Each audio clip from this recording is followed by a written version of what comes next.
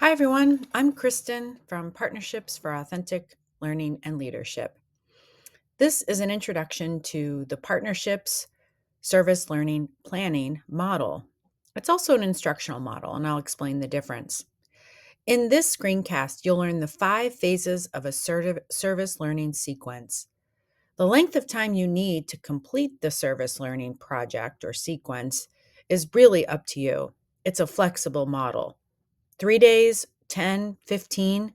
The model helps guide the substance of the service learning, but in the end, you determine the class time that you need to complete the project.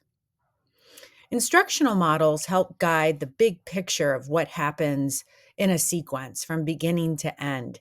It gives you the blueprint or the roadmap. A planning model helps you develop details of what happens in each of those. In this case, we're calling them phases, but each stop in that process or on that pathway is another set of learning activities. So, we're going to introduce you to the 5 phases to help organize your instruction into smaller units. Here's what we're going to do at the beginning of our service learning project, in the middle, and so on. In the case of service learning, you'll learn the 5 phases of the planning model that give you the sequence, help you map out the days you need.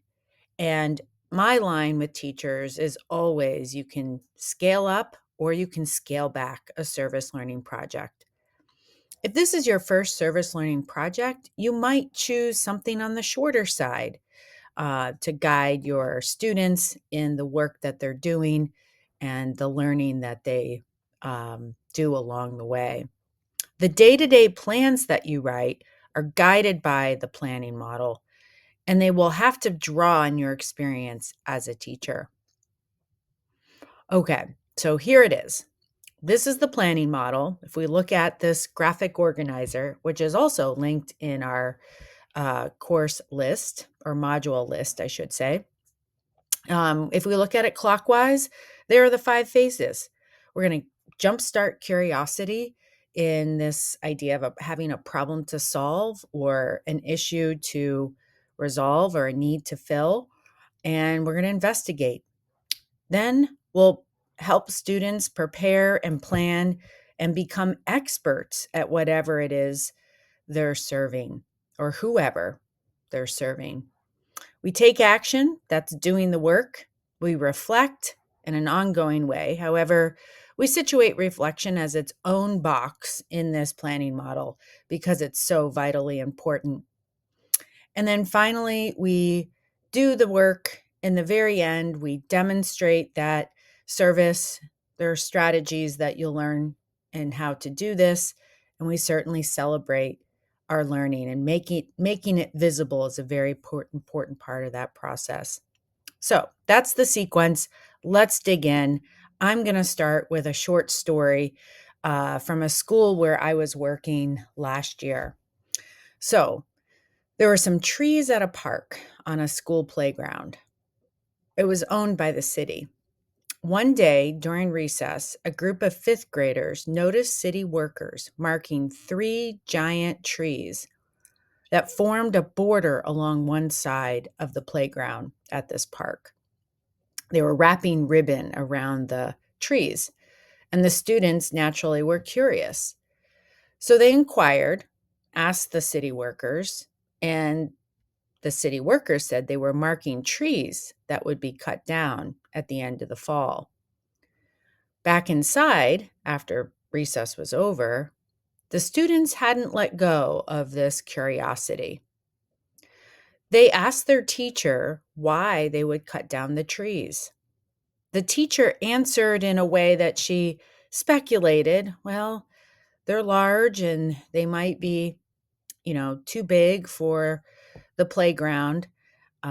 Or maybe their root systems are getting into drains, using what she knew to answer the question. But the students wouldn't let it go. And then other students that heard this conversation between the teacher and the group who asked about the trees, they were shocked and showed genuine enthusiasm. They can't cut down the trees. There are safe bases when we play. Tag, for example. They're the shade out there, and so on. You get the idea. There was quite a buzz around this idea of cutting down the trees. Before you could say it's the end of the day, a service learning project was taking shape. This story reflects one example of investigation. It's that process and the things we can do as teachers to help students become curious in what it is they're thinking about as that problem to solve. Service learning can begin, as we talked about in Module 1, with that big idea of see a problem, solve a problem. And in this case, the park was a natural outcome of students' curiosity while they were at recess. This story actually became a service learning project, starting with this curiosity and then exploring what was happening to these trees and why became the interest in bringing light to this situation. It ended up being a very cool awareness and advocacy project. In PBL terms, the investigation phase is also called an entry event or events, where your purpose is threefold. You're going to identify the need or problem, making it very clear. You're going to motivate interest and curiosity. This is where you're building emotional engagement, by the way, where students can see something and shoot for it. And you're going to set a purpose for the learning, creating that cause to get behind, a reason to engage in the rest of the process. So here are some ways to organize entry events. These are tools and strategies, depending on the grade level you teach, you'll be familiar with. So you could do read alouds. With young children, oftentimes entry events begin with a read aloud of a picture book that organizes or helps students think about the issue or the challenge that you're thinking about as a service learning project. We also invite guest speakers and experts. If they can't come into our class, we'll do video calls, and they are helping students see the nature of the problem and what's really happening. I was working with a high school not too long ago, and they're very interested in doing service learning grades 9 through 12 around the issue of housing insecurity and the current housing challenges today.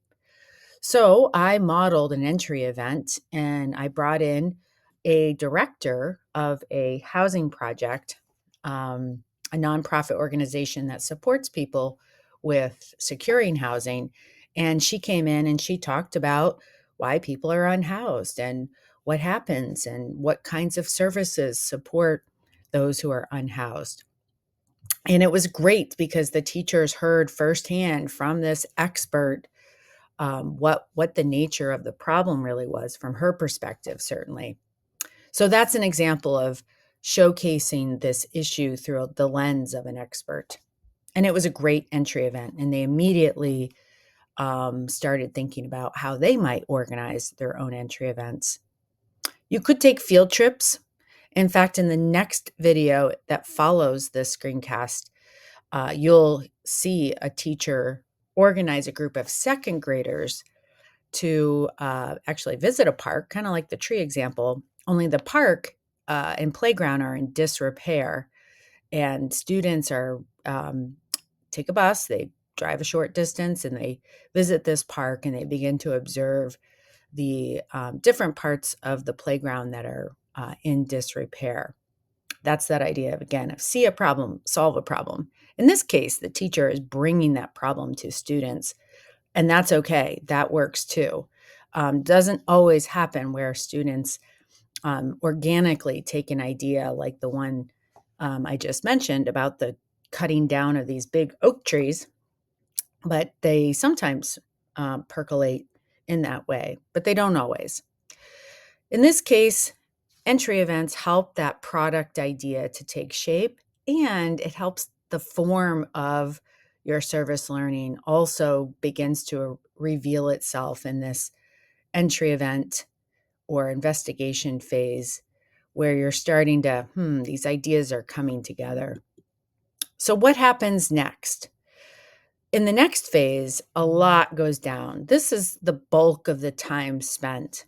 Entry events could be one class period, maybe two if you have a guest speaker and maybe you're pairing it with a read aloud. You can, by the way, pair all these strategies together depending on the students and their interests and what kind of support they'll need. You can layer these different ideas that we're sharing here in our planning model. But as you move into preparation and planning, you're really thinking about how are you going to engage students in deep knowledge building. That's that research and inquiry, and they're really learning about, in this case of in the case of the trees being cut down at this city park, really hearing the perspectives, learning the perspectives of why city managers make that decision and why other perspectives might be considered. And in this case, the students didn't want those trees to be cut down for different reasons. What do community members think about cutting down large trees at a park? So we're getting this, in planning and preparation, we're starting to think about the different perspectives or building knowledge. It can be done with traditional research and additional guest speakers and visits and field trips. So it's an extension of the entry event, but here you're really now, this is where the rubber hits the road and you're really digging into the topic of your service learning project. Here are some examples. Inquiry, research protocols, building text sets. So looking at this topic from different perspectives with different texts. This works well with any grade level and highly recommended. The good old-fashioned KWL, what do we know? What do we need to know? What questions do we need to ask? I like the introduction of the idea of Q. So what questions do we need to ask in order to learn? Graphs and diagrams could be used to build knowledge. Traditional web-based research, depending on the grade level of your students. Content lessons, this is where your standards really come in. You could do direct instruction, your traditional lessons that you've done to support skill development or knowledge development, content development, vocabulary development. You could organize workshops depending on, again, that form of service learning. In the case of the trees being cut down, this became, well, first it was a mini awareness, but ultimately it was advocacy that the students wanted to do. And it came out of their planning because that teacher engaging students in their leadership dispositions prompted students, well, what could we do? Okay, so this is our problem. We're learning about different perspectives on cutting down trees at a park and what could we do about it. The students decided to write a letter for the city park and recreation director. I don't remember the exact role. And so we need workshops, right, to build that letter, to start to put ideas down on paper. Networking, too, is very important. Really connecting to people in the school who know somebody who are experts at the topic, or you might bring in an arborist, might bring in there are people who study the health of people as it relates to green space and the natural environment. Are there people in the community or connections at local universities, government agencies, people who know more and can deliver a message that really engage students with thinking about their service learning? This too is where you would develop project teams. If you're doing a teaming scenario where students are each researching a different facet or different perspective would be one way to do it. Or maybe students are building a product and each group is doing a different part of the product. In the case of the letter writing, I'm not sure that would be a decision I would make where, we're each writing different parts of a letter, but I really like that idea of each researching different perspectives on this idea of cutting down trees at a park or at a playground, and then sharing what they've learned. Each group would share what they learn about the perspective in this phase. In the end, what you have is something you're ready to deliver. deliver to someone else. Again, think of those forms of service learning. Could be a direct service. That's that face-to-face. You're actually going, in this case, with the park example and the playground example, you could actually go and plant trees. That's a direct service that aligns to this project idea. Indirect service, awareness is bringing awareness that, might be trees are good. They might learn from the research on the number of trees and the number of health conditions that diminish when there are more trees in a neighborhood. It might bring awareness to this idea of cutting down trees. And that becomes then, what kind of product develops from that? It might be a public service announcement or posters for around the community, and other ways of getting that information and to bring awareness to this idea of having trees in our surroundings, in our environment. But again, in the end, this example, sharing to highlight what happens in advocacy and philanthropy. You might be forming project teams and have that deliverable be something about raising money to plant trees. Maybe it's working with the city government, like which trees would be appropriate to plant. In the case of the oak trees, the root systems were destroying the nearby sidewalk. And that was the main reason that the students learned. So, are there trees with more shallow root systems that might be good to plant? So, in this case, philanthropy, they might be raising money to give to the city to plant trees with shallower root systems. So, hopefully, my thinking made sense there. And talking through this phase, it is for me the significant one, and in that you're getting your teams organized, you're getting your knowledge built, and then ultimately you're creating that deliverable, getting ready to take action. And that's the next step. Action and implementation. This is the doing. This is where students become change makers. It's usually the most exciting phase, in that you're, in this case of the students with the tree issue at the park, they wrote that letter and mailed that letter and got a response within days. And it was super exciting for them that they were able to influence an adult to act. That was super, super exciting for them. So this is doing the work, implementing the ideas. And if the letter that the students wrote was the product, what's the teaching look like to get that letter finalized? And that might happen here if it hasn't already happened in your planning phase. So that's that idea of action and implementation, doing the work. You also, if it's not the letter example that I just shared, it could be showcases of learning where your teams now are presenting their findings from what they learned. This works really well with awareness and or advocacy projects. Also might consider authentic audience. This is where experts, members of a committee or a community partner would come in and listen to groups, showcase their learning. If we think about all those showcases where students are presenting, making their learning visible, authentic audiences support the action and implementation and making it very genuine, very purposeful. That too ties to emotional engagement. In the PBL circles, we call that a public product. How can we make our deliverable public for others to share? And that's really what we do in the real world, which is the tie-in here to authentic learning. We also, in this phase, get students to reflect on that learning, more on that in a second. We might have them, depending on what they're doing, track outcomes or data. They might make tally marks, depending on what they're doing. If they're maybe doing a direct service, they might be keeping track of how many trees they planted or the distance between the trees, to finalize maybe a final product that summarizes their learning. There's also assessment. So service learning is learning through the process of service, and we assess that learning.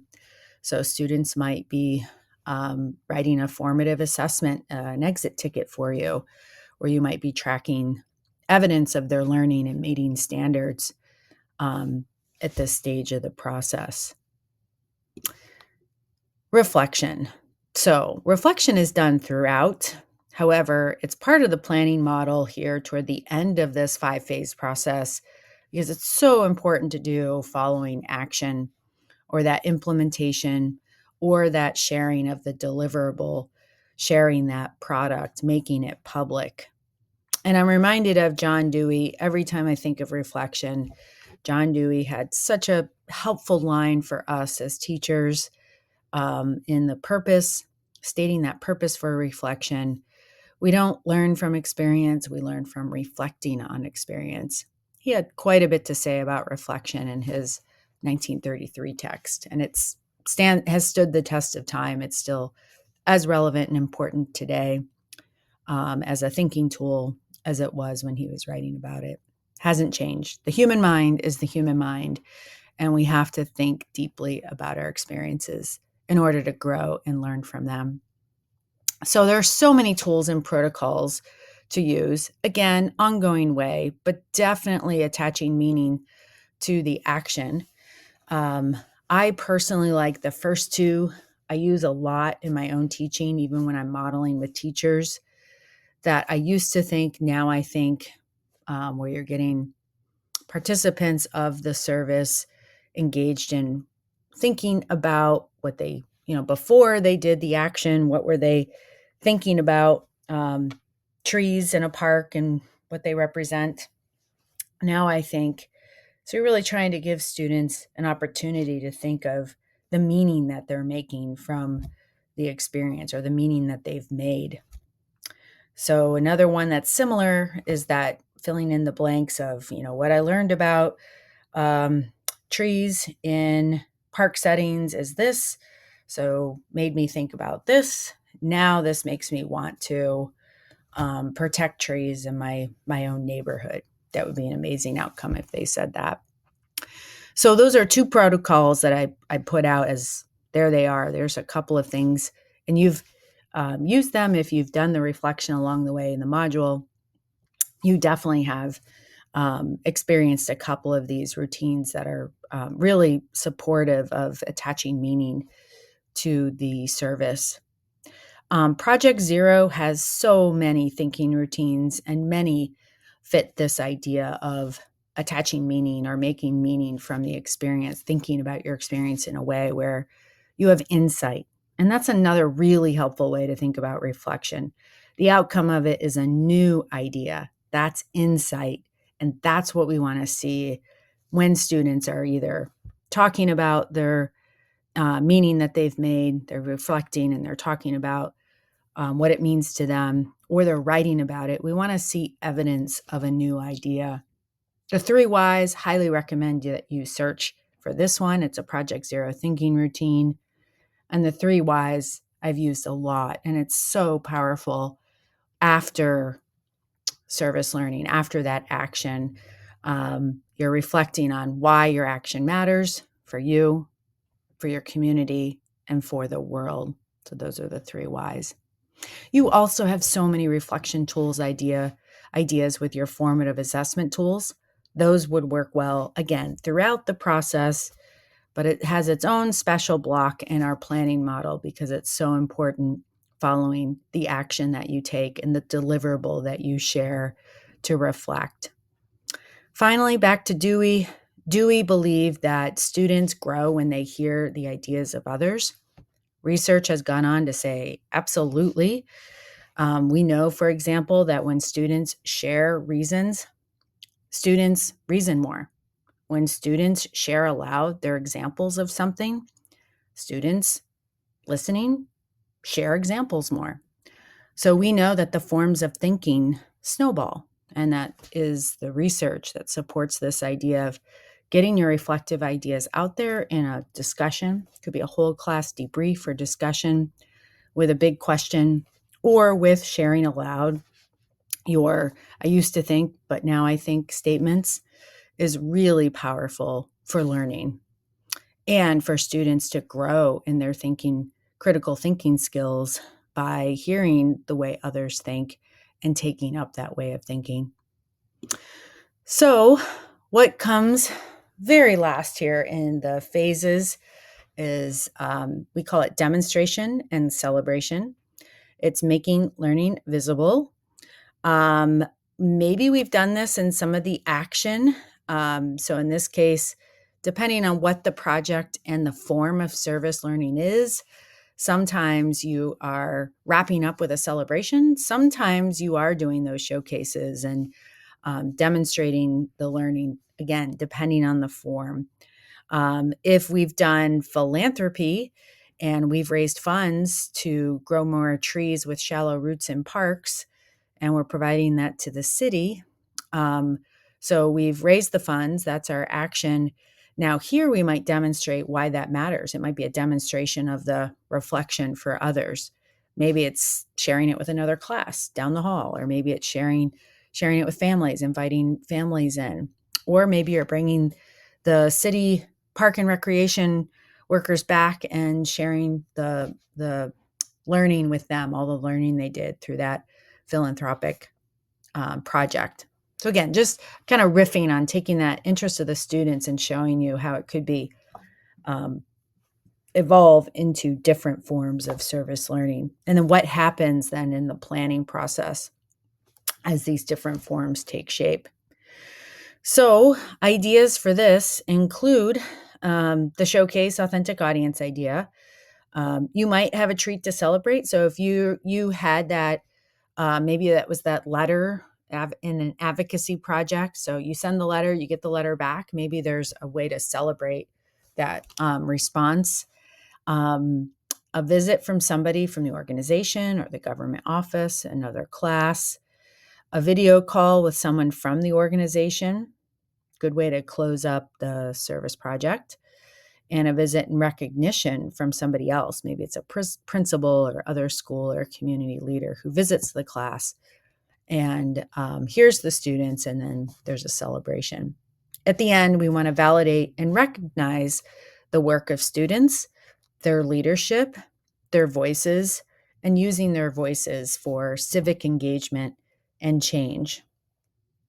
We really want students to feel that their voice is powerful, and we want them to take away the idea that they can affect change again and again and again in ways that are productive and supportive of growth and development of others. That's the idea at the end of the day about this phase, the last phase of the service learning planning model. So, great job. This was a very long screencast, the longest of the entire Service Learning Institute training modules. But I hope that you have ideas to use in your own plans. That's what's forthcoming in Module 3. You'll be digging in and start putting some ideas down on paper and using the planning tool that Partnership uses with lots and lots of teachers to start making your own project plans. So if you have questions about any of this, you can always put them into Basecamp in our message board feature. And I'll be using that for weeks here as these modules roll out and you're engaged with them. I'll be jumping into that message board and seeing any questions that you ask. So please reach out.